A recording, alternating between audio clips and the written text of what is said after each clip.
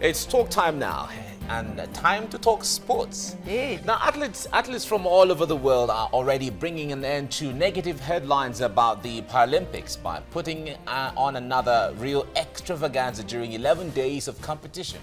Just as was the case with the Olympic Games, much of the talk ahead of the Paralympics has been ever concerns about organizations, funding, ticket sales and health. Only 3 weeks ago, it was revealed that 12% of tickets had been sold for the Games for what will be the 15th Summer Olympic Games, which started on last Wednesday. So this morning we'll be looking at the Games and Team Nigeria's participation so far. And we have with us in the studio Adams Ibrozano, an analyst on this. Good morning. Good morning. It's good to have you join us. It's also from your part of the divide. Yeah, exactly. Machi. Wonderful.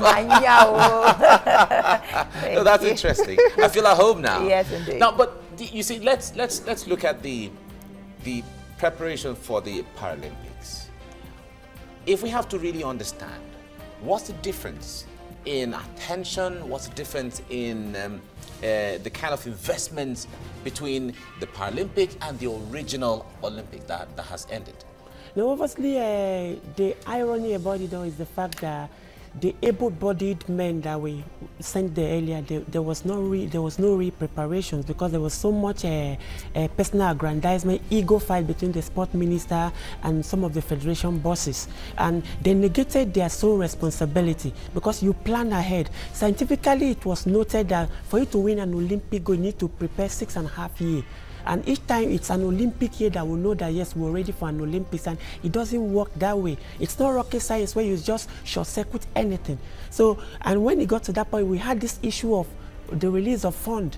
And you know how things go in Nigeria. When people negate the responsibilities that they give to them, they start blaming whoever. So we never really prepared. That was for the able-bodied, for the Olympic Games. But yes, the Paralympics, they were also not prepared, but they seem to be doing better. But they did better. Exactly. Yes, they had the able-bodied athletes to thank because it's more like a blessing in disguise. They were camped in a place, they were being fed, though they were not exposed, given all the necessary exposures and whatever. But they look at it, it's like when you say 2 failures denote an uncommon weakness. They now look at it more like a weakling does not really have the grit or the strength to go the 3rd time. So they look at it more like we can go there, prove a point. Because even though we know normally this psychological resentment towards this physically challenged people, but it was an opportunity for them to prove to the world that they can do what the able-bodied athletes couldn't do. So to me, it's one of the lopsided nature of our sport because the infrastructure and institution on ground is so weak. If it's not weak, preparations would have gone unabated in so many ways. And you know, Nigerian sporting terrain, it's all about personalities. But if the federation boss is not doing well, the team is not doing well, it revolves around them. But in other climb, it's not about them, it's about the institution that all the wheel of progress. And that's why you go to so many places when a federation boss is not doing well, he resigns and it doesn't affect the team performances. Okay, now we know about 2 of our athletes have broken world and Olympic records so far. But you mentioned earlier on that it takes, scientifically, it takes about 6 years for any Olympic person, Olympic athlete to prepare for the Olympic and make very appreciable impact. For those who are breaking records now for Nigeria, for instance, and are doing well and bringing back gold, did they really prepare for 6 years? No, they didn't really prepare, but you know this thing about willpower. When the odds are stacked against you, there's a level you come that, okay, the odds are stacked against me, even the wall. The best thing is to break the wall. So that's zeal and the desire to make a headway. And that's why some people misconstrue it to be the Nigerian spirit. I've always said it's an illusion. There's nothing like the Nigerian spirit. When it works for us, we celebrate it. But when it doesn't work, we say we'll go back to the drawing board. There is no space on the board for us to even draw anything, not a caricature. So that's just the basic. It's like once in a while I would say like God is a Nigerian. Maybe puts on the Nigerian jersey because of the anguish and the pains that the millions of people have suffered. Let me make them happy. So what we're seeing there is just a fleeting vapor, so we should not celebrate it. Okay, but over and over again, the issue will come back to the Minister for Sport. Certainly. Do you absorb him of any blame that's been put on him throughout this Olympic Games? Before the Olympic, we all know that Nigerian sporting problem predated him and predates him. But the fact that he was picked as a sport minister shows that he's got something to offer. I'm not in support of him because he built a whole lot of walls of hate with all the federations, Nigeria Olympic Committee and whatever. He should have spoken better. He should have been more magnanimous in certain situations because the whole world looks up to you, the whole nation. So you don't just say some things. Okay, let's talk about the under-23 that were abandoned. At the point he's saying, who sent them there?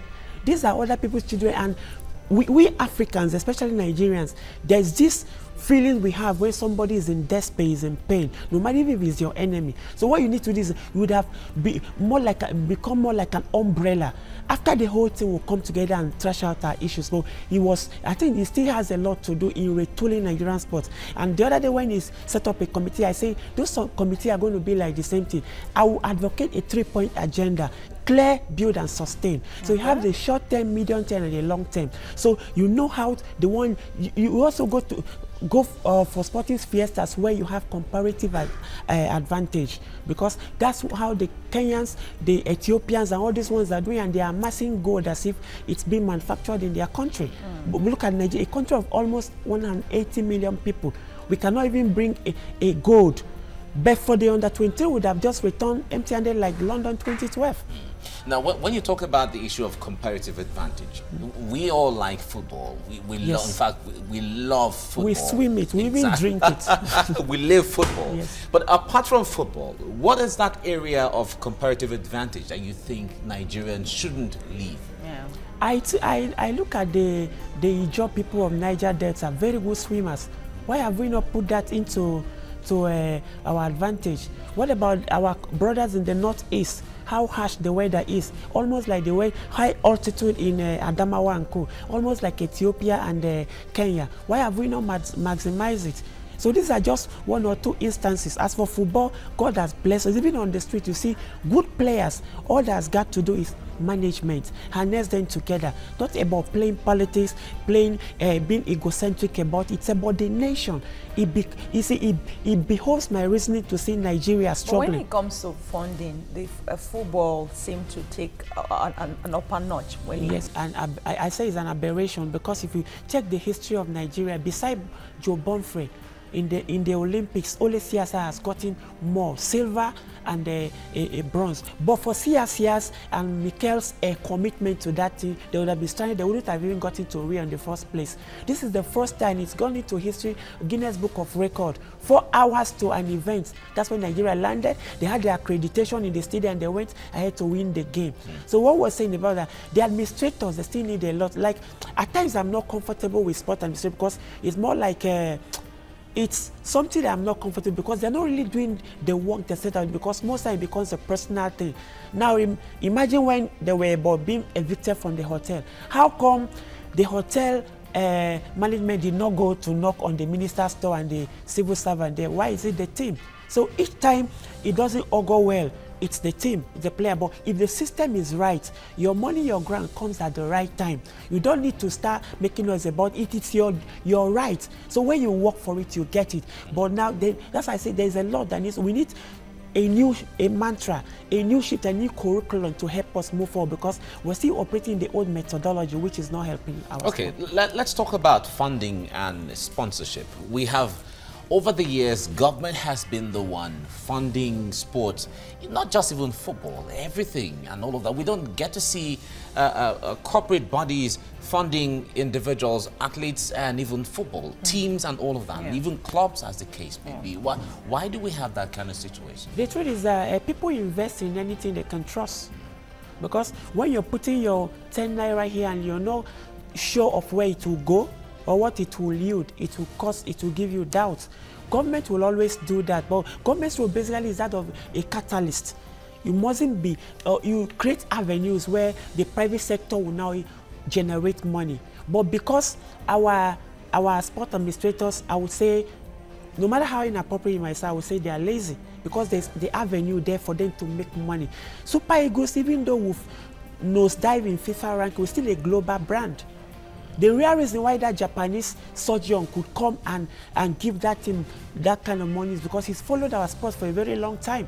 So it's quite appalling that a nation that is so rich cannot really fund. Even the preparation wasn't there. It goes to show that money has been mismanaged, and government also, things are not really okay. Like, so government is also thrifty towards their spending. So the truth basically is that, I would say, corruption. That is just the basic thing, because a money meant for this will not get to this level. They come up with a whole lot of jingois and this, that, and before you know, the money is not there. Our coaches, even since '97, Godwin Izilian, who coached under 17, still be owed this money, salaries. And Amadou Keshi, they still be owed money. So it doesn't bode well. And yet you bring an expatriate and you now arrange a lot of sponsorship, and it's still fictitious because we don't know the real sponsor. Paying 18 million naira monthly is absurd. So our sports administrators, they need to change. The change begins with them.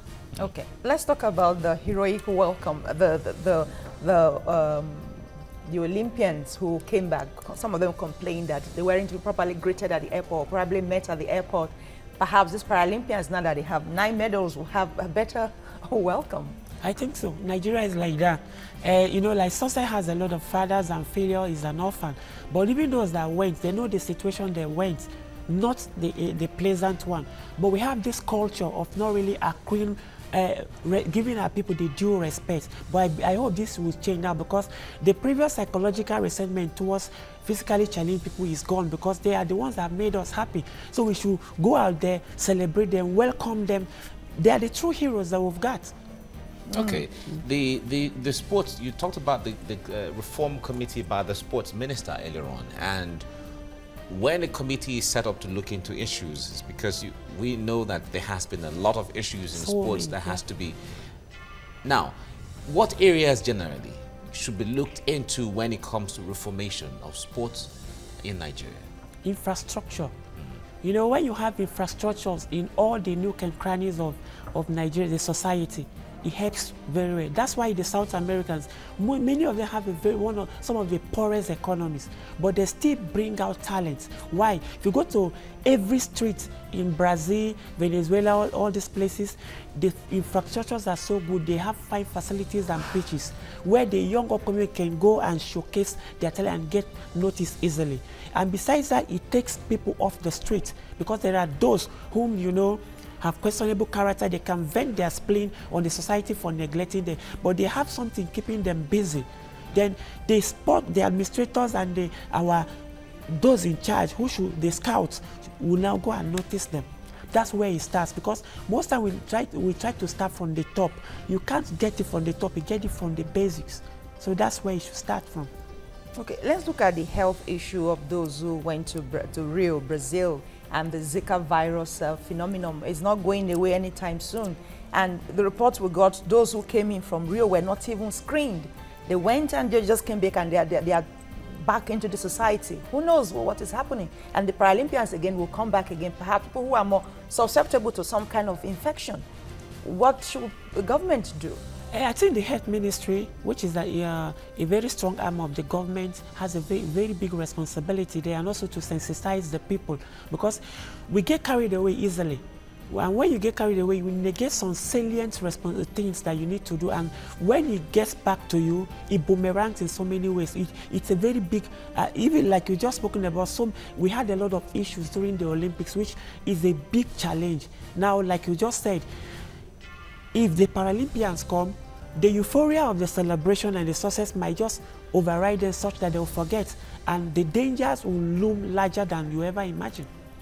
All right, from the athletes in Rio, as the case may be, with this Paralympic Games now, are we still expecting more medals? Obviously, I'm still hopeful, because I'm excited. I follow them every day, and besides, they give me joy.